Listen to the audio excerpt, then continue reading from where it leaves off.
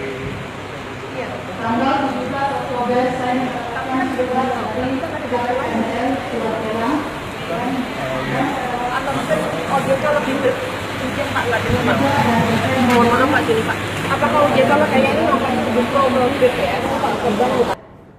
yang di sini yang saya minta Pak, saya mau sebagai masyarakat, Bapak sebagai wakil kami sebagai masyarakat, saya tidak tahu masalah hukum Pak, atau tidak tahu macam mana cara di BPR itu, semua BPR atau bank di Indonesia ini atau di Batam khususnya, mungkin lebih tahu di OJK atau di mana. Tapi saya sebagai nasabah, saya berusaha untuk membuat etiket yang baik untuk BPR Indobaru, namun Indobaru tidak pernah menghubungi sedikit pun surat daripada saya pribadi Pak yang buat surat keberatan masalah lelang.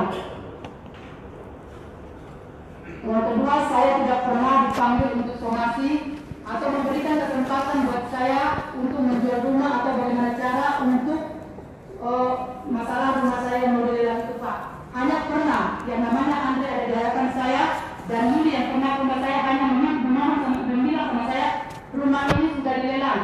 Dan saya pada waktu itu Pak, ini ada orangnya di depan saya bilang kok lelang rumah saya tanpa pemberitahuan.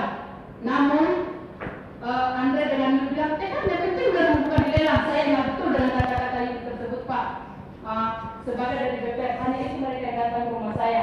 Jadi saya minta, ya udahlah kalau memang bisa nggak saya bayarkan ini, kasih keringanan buat saya sebelum bulan 12 saya akan lunaskan, saya berusaha dari mana. Tapi Yuli dan Andre berkata dengan saya, bilang, memang ini bang bapakmu.